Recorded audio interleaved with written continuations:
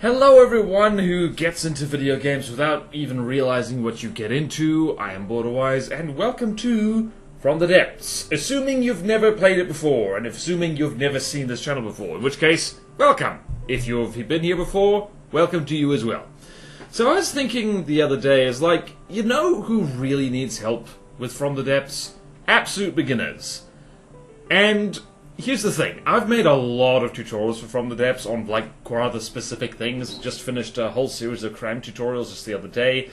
But the problem with tutorials in From the Depths is that time marches on, the game gets updated. We're at 4.2.5.2. This is the stable version. There's an alpha version coming up, which is going to be, well, this number's going to get even bigger. So what's advice you can give new players that is effectively timeless, with hopefully it will be timeless? So, and also, what would I say to myself about 6,000 hours ago, when I first started playing this game? What's the advice I would give myself? So, this is it. This is 5 tips for absolute beginners to From the Depths, and it's not gonna be how to play the game per se, but it's going to be what you should do in the game, the good habits to get into, to get better at the game quicker than you would otherwise. So, first things first, let's talk about the designer. We love the designer mode. You can just have infinite materials and you can build to your heart's content, and most people actually never leave the designer, so to speak. According to the statistics which the devs have access to, and don't quote me on this because I don't have access to those statistics, most people have never finished the other game modes, and they just hang out in the designer all the time, which is absolutely fine. No judgment there.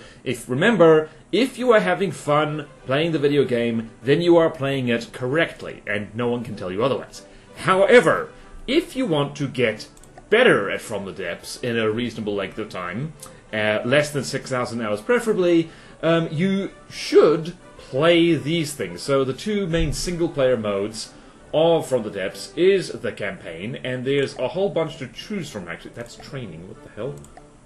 Nope, I'm okay. Take me to the campaign. So there's a whole bunch. The Quest for Nita is the big one, but there's smaller ones you can do as well, fighting specific factions. And you can also do multiplayer of these game modes, but single player is probably better for getting to know stuff, because multiplayer is also kind of buggy. There's also adventure mode, which is kind of the vehicle simulator. Play both of these, try them at least, sooner rather than later, because faffing around in the designer endlessly, you will learn stuff. You will absolutely learn stuff, but you will learn certain things a hell of a lot quicker if you try the campaign or adventure mode.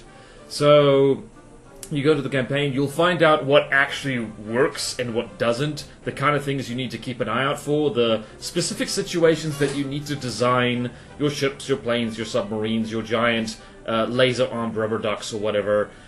You will encounter the situations that are, for lack of a better word, realistic. Same with adventure mode. Adventure mode will really teach you how to prioritize your building and just incrementally improve on a single design, which is very handy to use. I've never beaten adventure mode, disclaimer here, but the last time I tried it, I did better, and that's the thing. Keep trying it. You will fail the first few times, quite a lot of times, and that's okay. And From the Depths, failing is a learning experience. And, you gotta keep in mind that Dwarf Fortress motto of losing is fun, and losing is how you learn things. So, where else am I going here? So you gotta try these, and also note on tournaments. Tournaments, you will also learn very quickly if you enter those, or just watch those. There's a bunch of people online who run tournaments. There's even a Discord server for that called The Arena, and I will be posting, links to such things in the description. Keep an eye out there. Now, so bearing in mind all this advice, you don't have to do them in any particular order, but there is another handy bit of advice with regards to campaign craft in particular, and that is reverse engineer everything that gives you a problem. So, once you're in the design and you've gotten your fresh boat absolutely clobbered by whatever is beating you, here's a classic example. Did I show this in on the... Nope, I put it in on the enemy team. That's not what I want. I wanted to put it on my team. So, this is the tier. If you've never met the tier before, thank your lucky socks, because this is one of the scariest ships in the game, as far as I'm concerned. It has got 3 monster railgun turrets. Let's just switch over to Steel Strider's colors, because it looks good. So, you will get your ass kicked by things like this quite a lot when you play through the campaign, when you play through adventure mode, and what have you, when you're first starting out in this game. However, everything that beats you holds the secret to beating it, so if you take some time to study the innards of things like the tier, you will learn a hell of a lot very, very quickly. You'll learn things like APS Tetris, for instance. Might not be perfect, but it would be better than knowing absolutely nothing. You'll learn how to, like, balance your ship. You'll learn what arrangements work well. Bearing in mind that faction craft are deliberately not overpowered, so there's still, like, something of a good gameplay experience, but you will improve quite quickly if you just copy other people's homework, so to speak. And this goes for stuff for the Steam Workshop as well. The Steam Workshop is brilliant for reverse engineering stuff, especially if you go to, like, most popular stuff, and you will see all kinds of groovy things.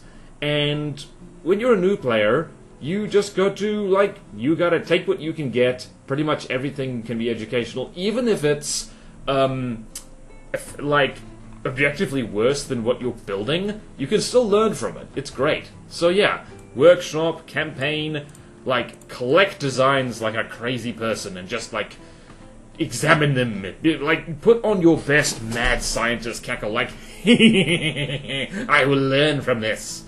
So yeah, but once you've been learning, combat testing is really important. So, say, let's pretend I built this. I didn't. Who made this? Paddock made this. Or at least Paddock is one of the people who made this.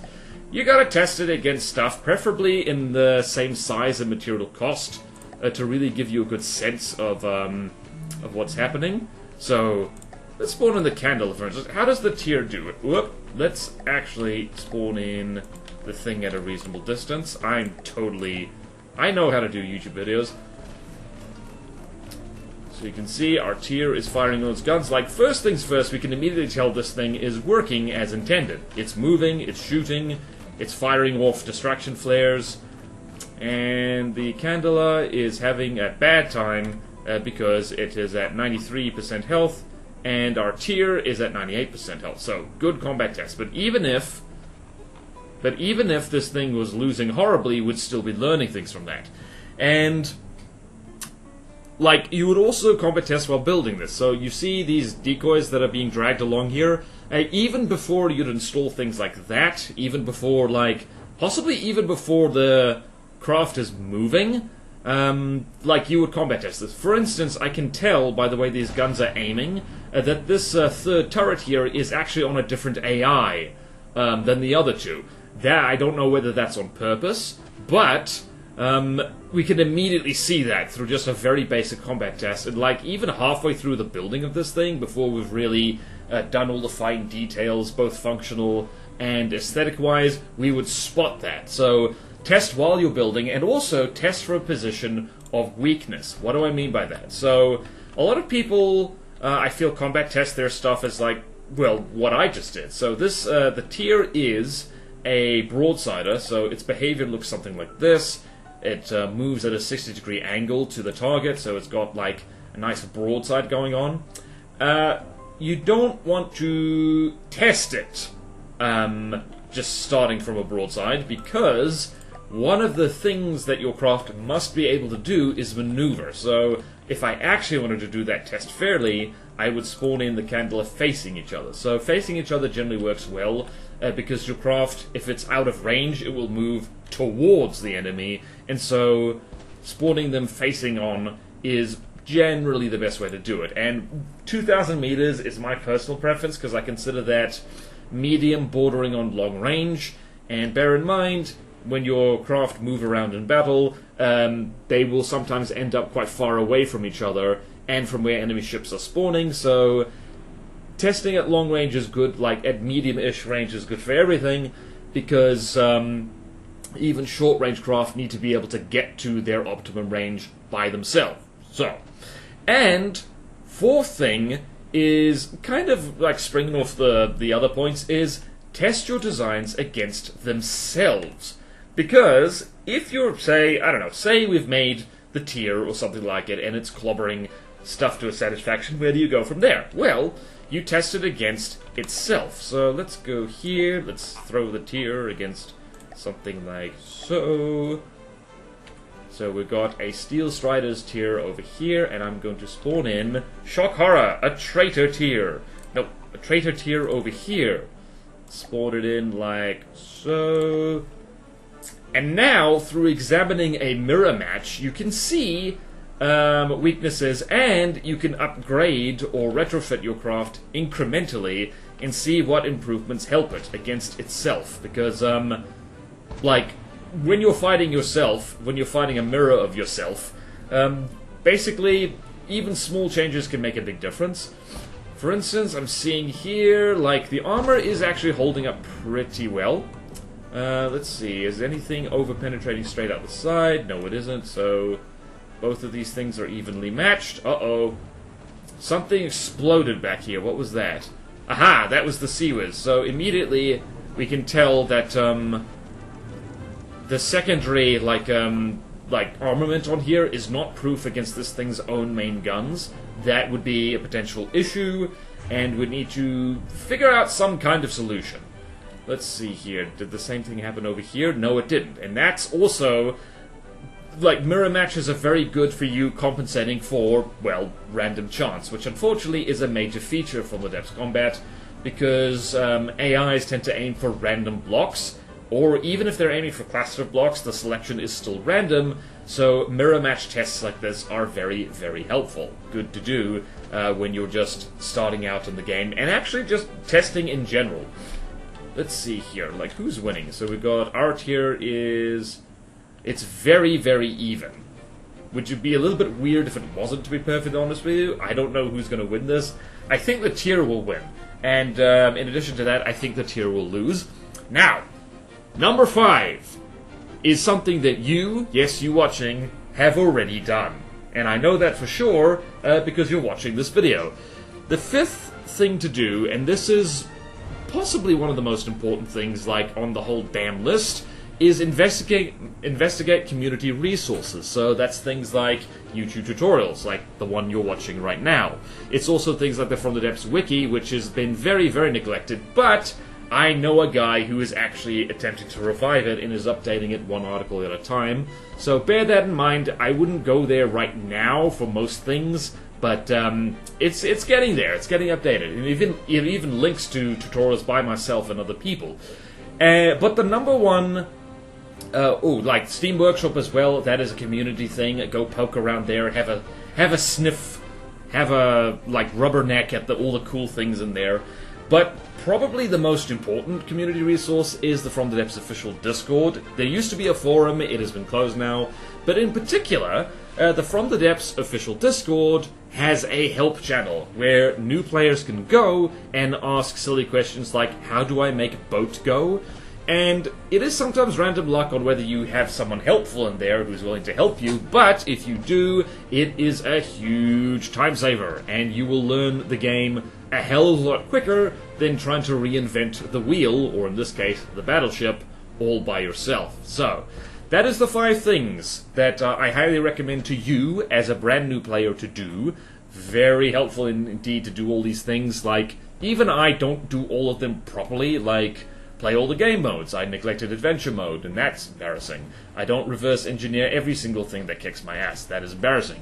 I do combat test my craft quite thoroughly. Testing against itself only occasionally, should do that more. And investigating community resources, hell yeah, I definitely do that for the workshop. Not so much with watching video tutorials. That's something I need to work on. And I don't hang out in OFT official very often because I am not social enough, I guess. Need to work on that as well. But, recap, play all the game modes, especially the campaign. You will learn very quickly what you need to be designing for in the first place. Reverse engineer everything that beats you, and even things that don't. Combat test your craft while you're still building it. And also, like, like test your craft from a position of weakness as well. Test it against itself, because that'll help you iron out any real kinks, and it also removes that kind of anxiety. It's like, oh no, I don't want to watch my precious baby, which I've spent hours on, getting blown to bits. If it blows itself to bits, that feeling is not there anymore, because no matter what, you win. Losing is fun, but winning is more fun. And of course, investigate community resources. You've already, well, again, congratulations. You've already done that. You're watching this video. But also the workshop and the wiki when it gets updated a little bit more. There's also a Reddit, which I never go on, but you might find helpful or at least inspirational things there. Steam Workshop, and especially From the Depths Official. Just remember to behave yourself in there. Be nice. And thank you all so much for watching. Please like, comment, and subscribe if you want to see more videos like this. Support me on Patreon or YouTube membership if you like. It really helps, and there's fun perks in it for you. Like at the lowest tier, access to an exclusive Patreon Discord where you can hang out with me and other cool people, and we can talk about how the tier scares us and how it's our tier is winning, actually. Awesome. And at the highest tier, I will actually do art or make vehicles for you within reason. Please do not ask me to recreate the Eiffel Tower or something like that. I will cry. And do check out my other channels, because they're good. From the Depths, main channel, of course. Secondary channel, other video games. There's fun playthroughs happening over there right now. There's also an art VOD channel, video game VOD channel. And speaking of VODs, I stream on Twitch a lot. And you should come hang out, because I'd love to see you. We'd all love to see you. So yeah, happy building. And if you are watching this and you're new to From the Depths, welcome. Welcome indeed. This game's a lot of fun, hell of a time commitment, but hopefully the tips I've shared will help decrease that amount of time, at least for the learning stages. See you several thousand hours from now, I guess. Farewell!